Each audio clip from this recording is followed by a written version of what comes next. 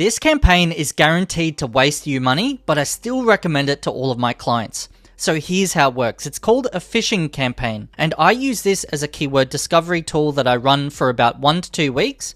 And if it proves to be successful, I keep running it indefinitely until I don't need it anymore. And depending if you're a service-based business or an e-commerce store, it will help you fish for new ideas for keywords, and it will make you money in the process, but you will waste money initially, okay? So the way that it kind of works is you have one campaign similar to this and only one ad group. So I've created 2 ad groups just for illustration's sake. And inside of each of these ad groups, you've got keywords with buying intent and you set them as broad match. And so if you're an electrician, it might be electrician is your profession or your niche, but you have buying intent signals like saying service near me next to it. Or you have the location saying like Sydney or whatever. Or if you're an e-commerce store, you might have buy running shoes online. So running shoes is the thing you sell, but the buying signal is buy and online, right? So they show buying intent. So here's what that looks like. In the buy shoes online, you have one keyword for buy running shoes online as a broad match, and that is it. And if we go back over to the electrician, you have like electrician Sydney broad match, electrician services near me, electrician near me, right? Makes sense? And so from there, if you give it some time, depending on how much money you're going to spend, like $100 a day or $1,000 a day or $500 or whatever it is, then it's going to compile a lot of search terms. Okay, so these search terms will compile in the search terms report. As you can see in the insights and reports tab, you'll find it in search terms, and you'll have to keep an eye on this every single day. And your main job, the biggest thing that I want you to do straight away,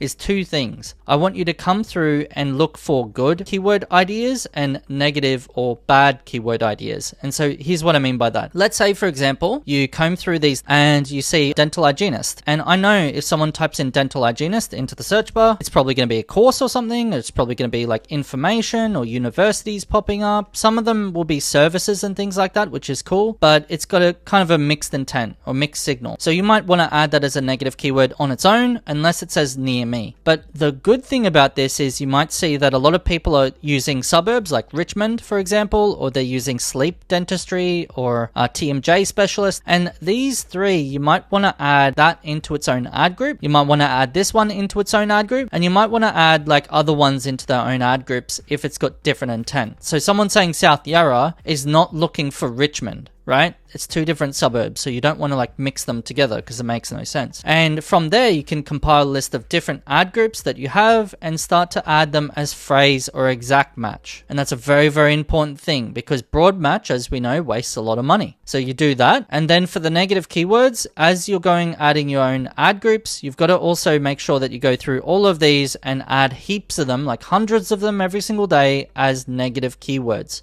Because if you don't do this, you're just going to continually spend money on terms that makes no sense for you to bid on. And so over time for e-commerce, this makes you a lot of money. So you might find that this phishing campaign actually turns into a really good revenue driver. Initially, you're going to waste money for like 2 months, right? It depends how big you are on adding your negative keywords. Now, as I said, this is just a keyword discovery tool, but it can act as a main revenue driver, but it's not intended to. In industries where it's very hard to find keywords, like maybe you're in the government, maybe you're in agriculture, maybe you work with shipping containers or something super niche, and it's very hard to come up with the keywords because you're not seeing much in Google Keyword Planner, use this campaign type, phishing campaigns, to solve that problem so you can finally run ad groups that make sense for your business. So that's everything. I hope that helps. If you've got any questions, leave them below. More than happy to answer, and I'll see you in the next video.